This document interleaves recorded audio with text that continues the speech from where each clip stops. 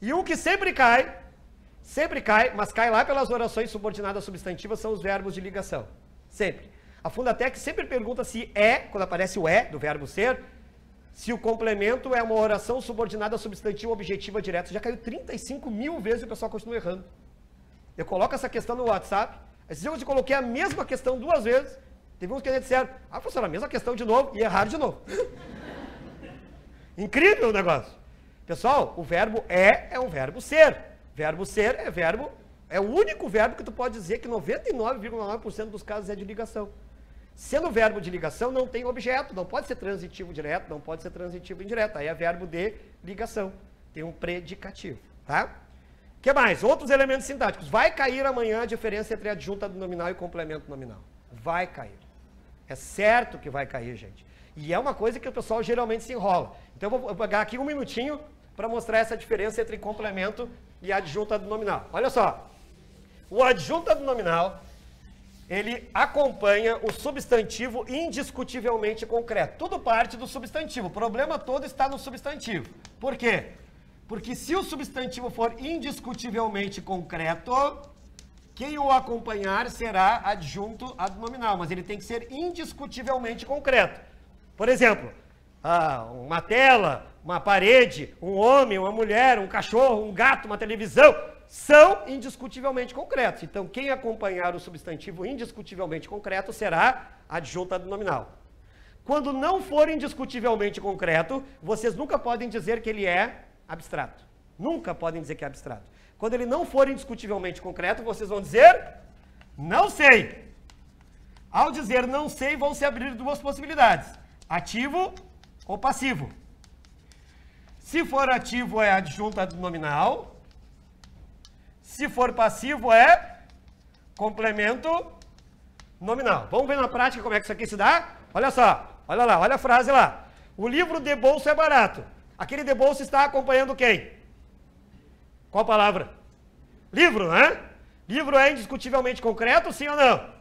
Sim, tira o livro e fica embaixo para tu ver. Né? Uma Bíblia, né?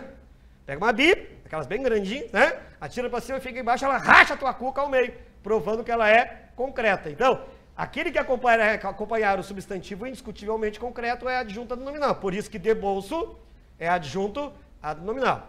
O problema é que, às vezes, a gente fica em dúvida. E não sei se é indiscutivelmente concreto. Quando acontecer isso, vocês digam não sei. Dizendo não sei, se abrem 2 possibilidades. Ou tem sentido ativo ou tem sentido passivo. Se tiver sentido ativo, é adjunto. Sentido passivo é complemento. Amor de mãe nunca termina. Quem é que sente o amor aí? É a mãe ou é a pessoa pela qual ela sente amor? Amor de mãe nunca termina. Ela é ativa ou passiva do amor, pessoal? Ativa. É ela que sente o amor. Como é ela que sente o amor, então ela é adjunta do nominal. Agora, olhem os outros exemplos. A saudade de Maria me faz sofrer. A Maria está sentindo alguma coisa? Não, pessoal. A Maria está em outra, pessoal. A Maria está pegando agora o pós-carnaval. Entendeu? No carnaval, ela estava lá beijando tudo e todos, né? E eu estava lá estudando para o concurso, né? E aí eu estava com uma saudade desgraçada da vaca. Ela, né? Nem estava aí. Ela, aqui para mim, né? A saudade de Maria me faz sofrer. Quem sente a saudade sou eu, sou ativo, ela é passiva. Como ela é passiva, ela é complemento nominal. Mas aí passou o carnaval. E eu passei no concurso para policial. Agora eu vou ganhar essa banana toda, né? 5.500 por mês, se eu for honesto, né?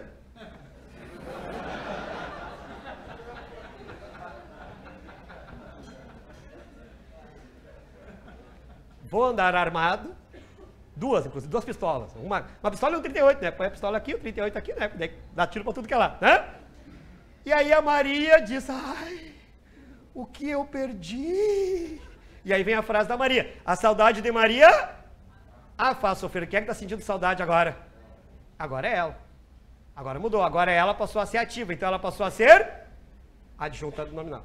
Quando for passivo, complemento. Quando for ativo, adjunto. Tá bem? Vai cair isso aí amanhã, certamente, tá? Vamos adiante? Quais frases podem ser passadas para a voz passiva? Vai ter uma pergunta assim amanhã na prova. Quais frases podem ser passadas para a voz passiva, gente? Só aquelas que tiverem objeto direto e sujeito. Tem que ter os 2. O verbo tem que ter pelo menos um objeto direto e um sujeito, tá bom? Se não tiver objeto direto e sujeito, não pode passar para a voz passiva, ou seja, verbo intransitivo não tem voz passiva, porque não tem objeto. Transitivo indireto não tem voz passiva, porque o objeto é indireto. Verbo de ligação não tem objeto, não passa para a voz passiva. Verbo haver e o verbo fazer, impessoais, haver no sentido de existir e fazer no sentido de tempo decorrido, também não tem voz passiva porque não tem sujeito, são impessoais. Depois a gente fala um pouquinho dos verbos impessoais. E o verbo ter no sentido de possuir é uma exceção. Ele tem objeto, ele tem sujeito, mas não dá para passar para a voz passiva. Então essa é uma pergunta que a Fundatec pode fazer. Quais frases podem ser passadas para a voz passiva? A outra é a própria passagem. Lembrem-se que a resposta correta, quando pedirem para passar da voz ativa para a voz passiva analítica, a resposta correta é aquela que tiver quantos verbos a mais? 1. Se na ativa houver um verbo, na passiva deverá haver 2. Se na ativa houver 2 verbos, na passiva analítica deverá haver 3. Eliminem alternativas que não tiverem um verbo a mais. Na verdade, as alternativas vão ser quase todas iguais. Vai ser quase tudo igual, gente. O que vocês têm que cuidar é o tempo do verbo. É o tempo do verbo que interessa. O resto não interessa. Qual é o exemplo que eu dou na aula sempre? Quem foi meu aluno e vai lembrar disso aí. O exemplo da frase que eu dou, como é que era? Lembro? A banana me comeu. Como é que é? Lembra isso aí? Era isso aí. Então, lá. A banana me comeu. Como é que fica na voz passiva?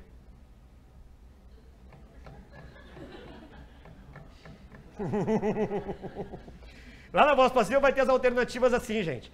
A banana, pode ser também eu comi a banana, né? Eu comi a banana. A banana era comida por mim, a banana tinha sido comida por mim, a banana será comida por mim, a banana foi comida por mim e a banana me comeu. Vai ter gente marcando a banana me comeu, certo? Vai ter. Mas, gente, o que vocês têm que cuidar é o tempo do verbo.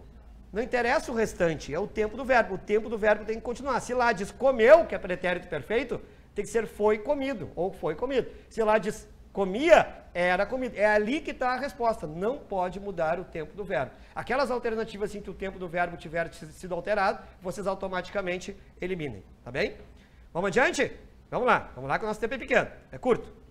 Regência. Vai cair uma questão de regência com pronomes relativos. Essa questão vai cair. Com certeza, a diferença entre o que pronome relativo e o que conjunção.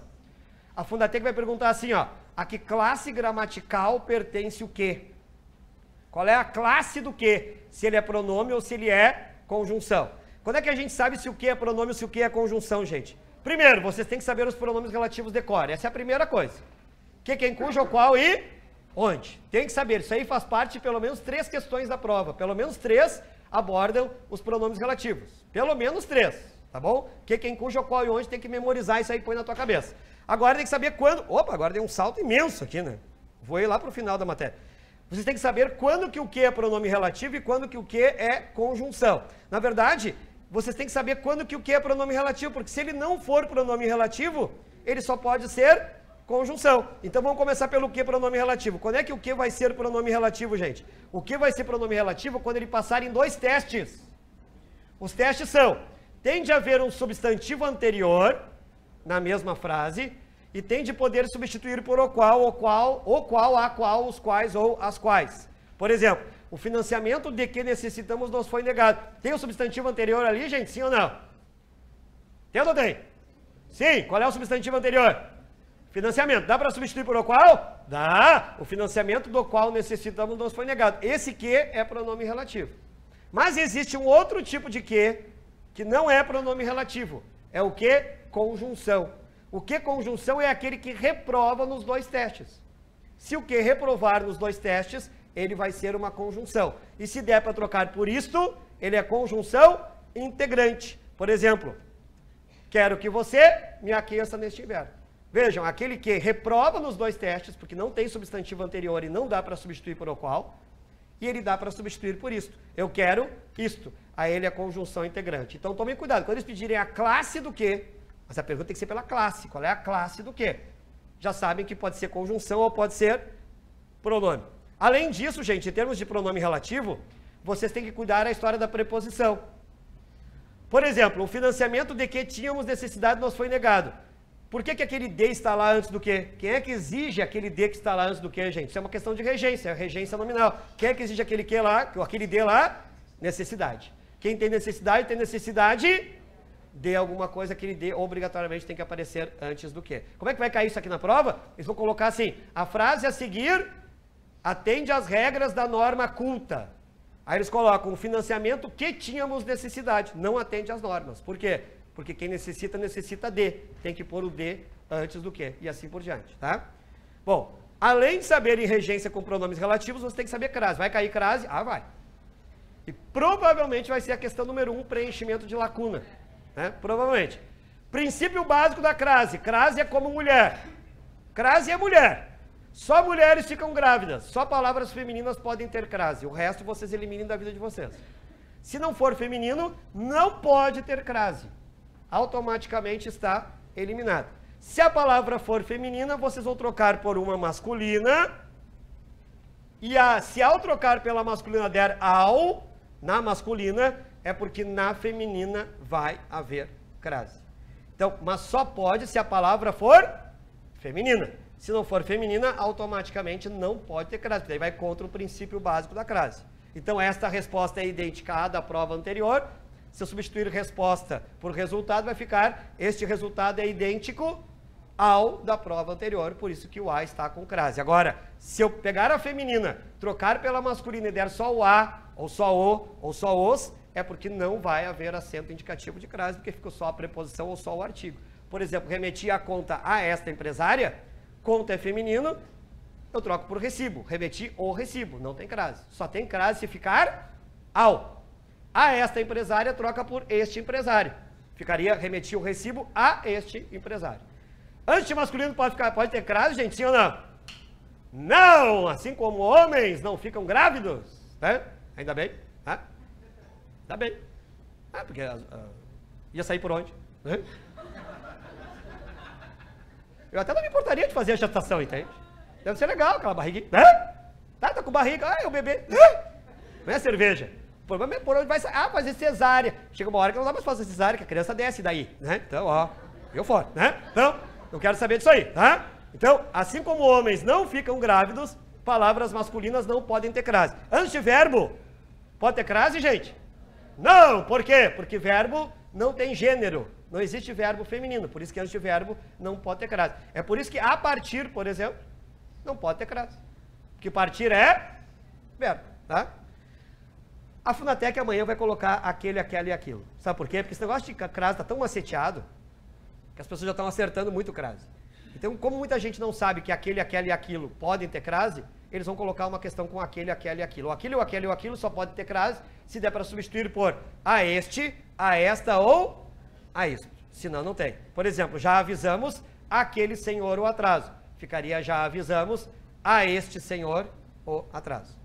E por último, vocês têm que saber o caso especial número 1. Como é que é o caso especial número 1? É muito importante.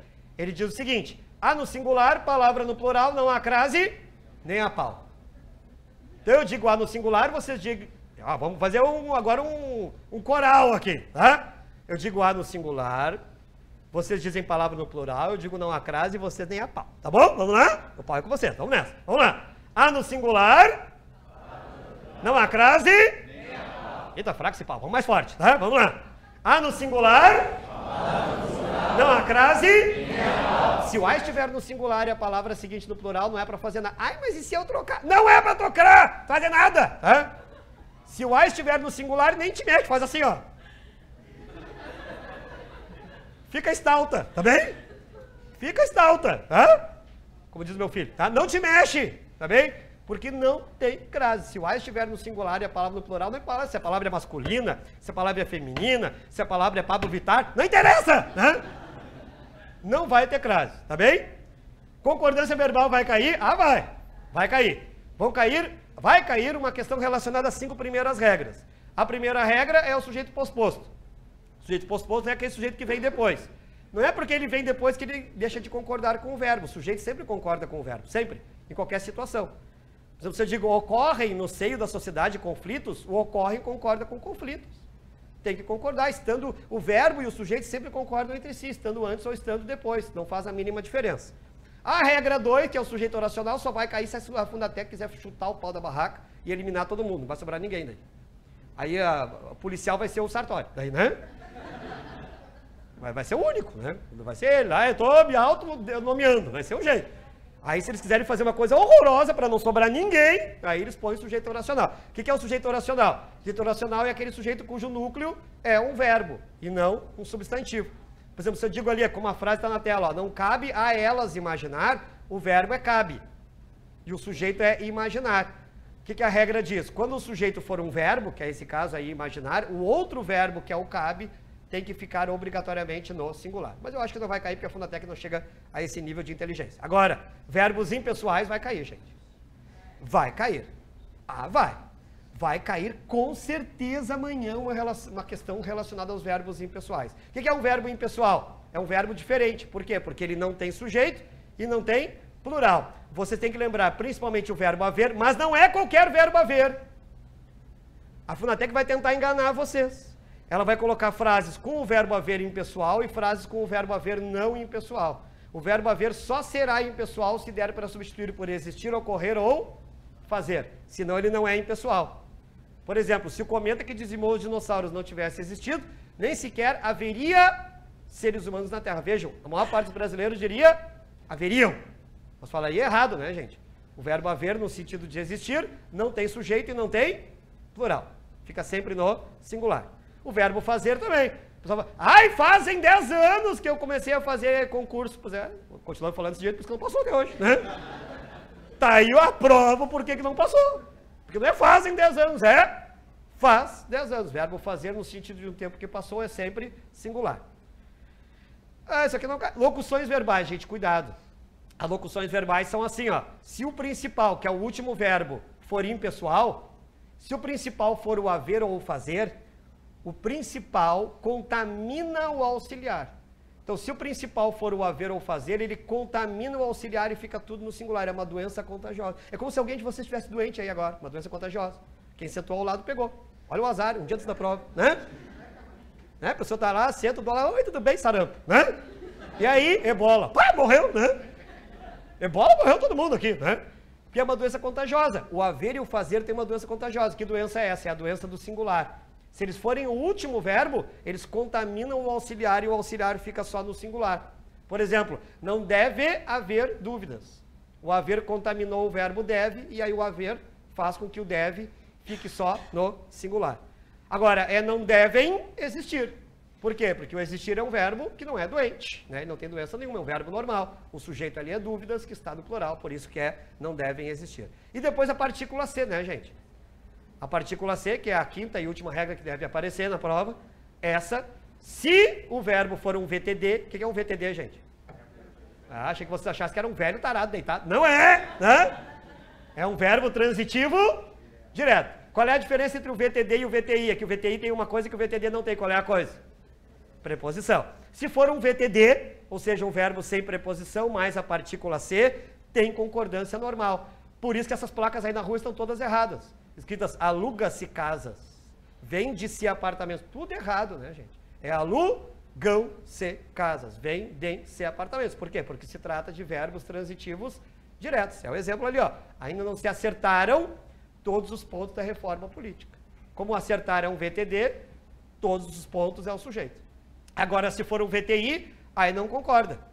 Por exemplo, não é incomum que se recorra a frases de Machado de Assis, que aquele A é uma preposição. O verbo recorrer é um verbo transitivo e indireto. Com a partícula C, fica sempre no singular. Precisa-se de balconistas. E não precisam-se. Por quê? Porque tem a preposição de, mesmo estando com o C acompanhado. Essa questão vai cair. É aquela assim, eles dão um textinho para vocês e pedem quantas outras palavras sofrerão ajuste para fim de concordância. Por exemplo, no Brasil, a derrubada indiscriminada de florestas para dar lugar a pastos vem causando devastação e tem levado os ambientalistas a proporem até o boicote ao consumo da carne. Aí faz uma pergunta do tipo, caso passemos a expressão derrubada para o plural, quantas outras palavras da mesma frase sofreriam ajuste para fim de concordância? 3 dicas para vocês resolverem essa questão. A primeira dica é, não contar a expressão citada na pergunta. Aquela expressão que tiver sido citada na pergunta não é contada. Nesse caso aqui é derrubada. Derrubada não vai ser contada na contagem final, você despreze. Às vezes eles dizem uma palavra, às vezes dizem 2, 3.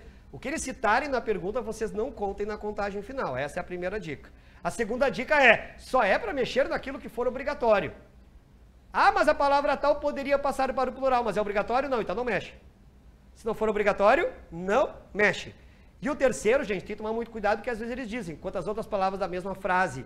Às vezes eles dizem período, às vezes eles dizem parágrafo. Se for frase, começa com letra maiúscula e termina com ponto. Se for período, começa com maiúscula e termina com ponto. Então tomem cuidado quais são os limites que eles vão dar para vocês, certo? Adiante, ali tem uma questãozinha da Funatec, período composto. Vão cair as conjunções, gente. O que é o ideal? É vocês saberem as conjunções. Esse é o ideal. Mas eu já vou dizer para vocês quais as que vão cair. Então vocês podem de hoje para amanhã dar uma revisão. Das coordenadas, há duas que vão cair. São as adversativas e as conclusivas. Ou seja, provavelmente eles vão perguntar se o no entanto pode ser substituído pelo porém. É o que as vozes me dizem. Esse remédio, meu remédio é forte, hein? Eu tomo todo dia.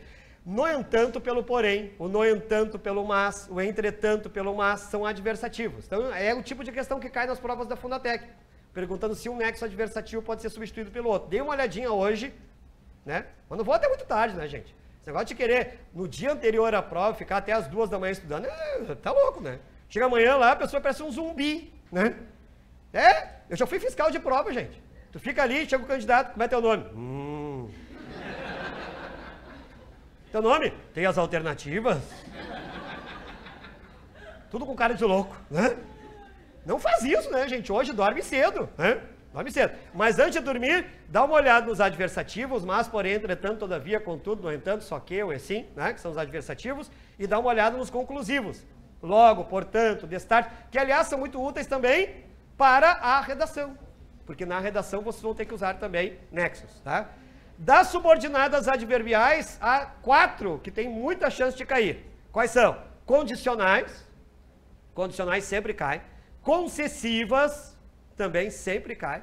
Tá? Embora, ainda que, mesmo que, a despeito de. Né? Finais. A Fundatec adora finais. Eles adoram o para e o para que. Já caiu em 97 mil questões dele já. Né? O para que. Tá? E depois, as consecutivas. Sempre aparece uma consecutiva lá que dá uma ideia de consequência, tá? Dei uma revisadinha nisso aí antes de vocês dormirem hoje, porque amanhã de manhã também, a caminho da prova, não adianta muito, né? Uma vez eu estava dando aula num cursinho e tinha uma prova à tarde, era um sábado, e tinha uma prova para o concurso à tarde. Eu estava dando aula e chega uma pessoa assim, tem a apostila para o concurso tal, na secretaria, né? E a menina olhou assim, olhou para mim e eu fiquei olhando, porque o concurso era à tarde. Aí a menina disse, sobraram umas, você quer? Quero. Aí ela vendeu a apostila e falou assim, sabe que a prova é hoje à tarde? Ah, sim, mas agora eu vou lendo no ônibus.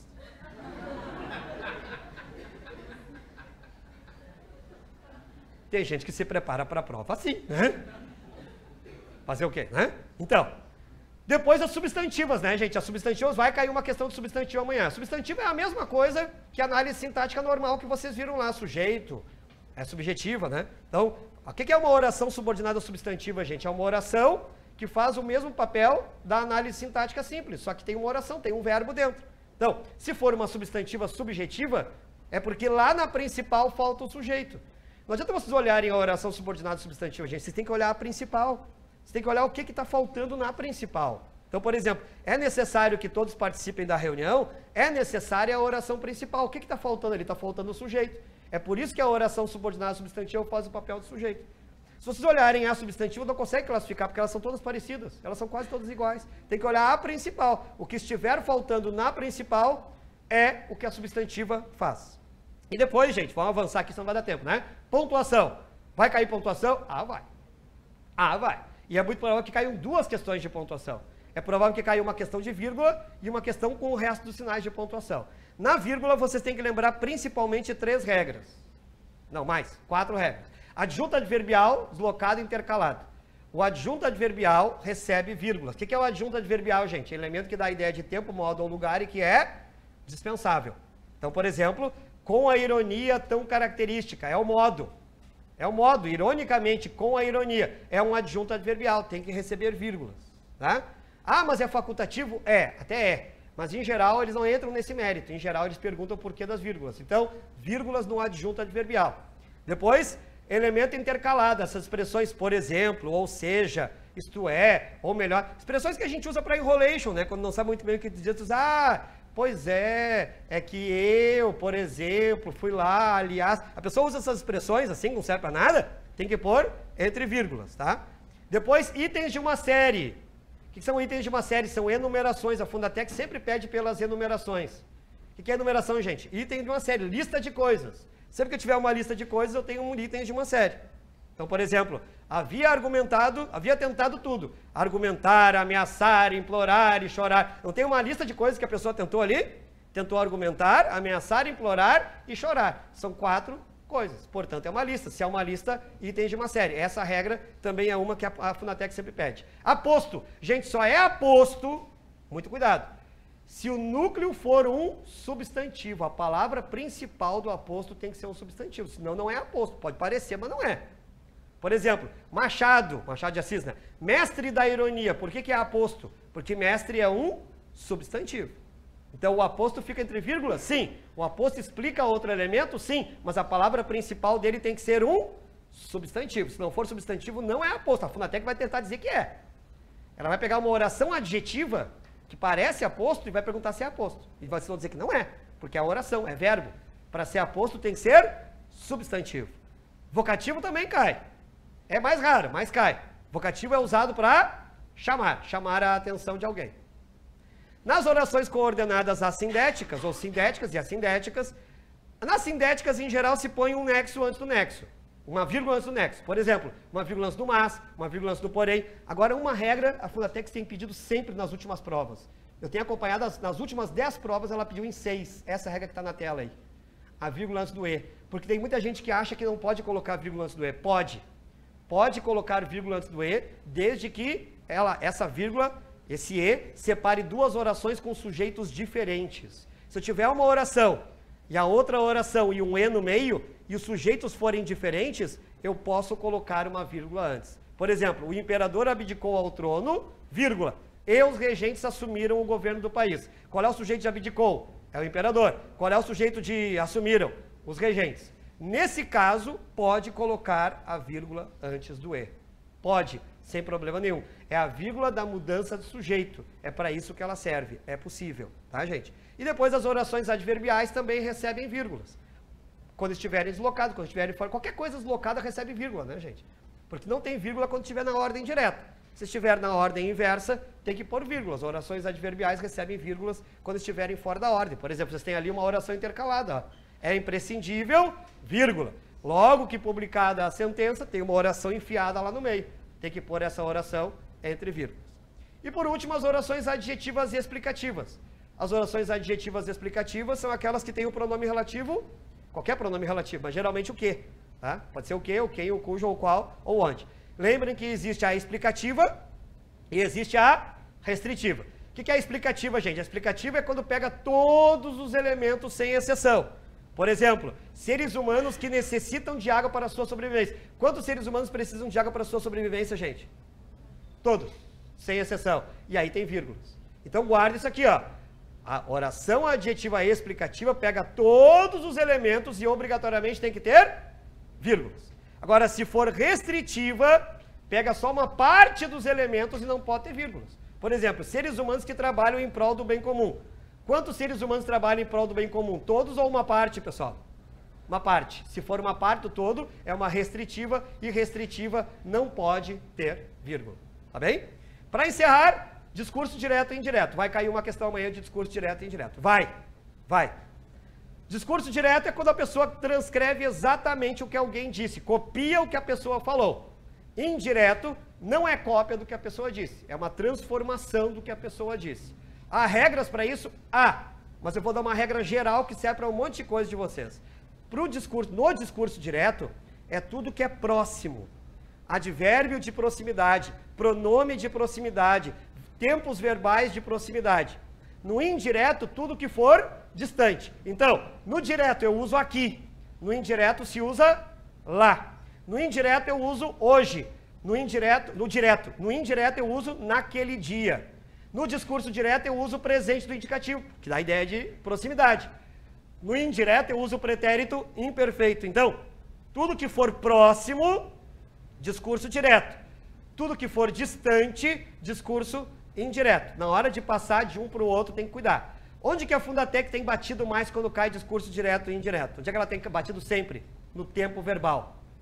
Tem que cuidar o tempo verbal. Tempos verbais que dão ideia de proximidade, discurso direto. Tempos verbais que dão ideia de distância, discurso indireto. Tá bem?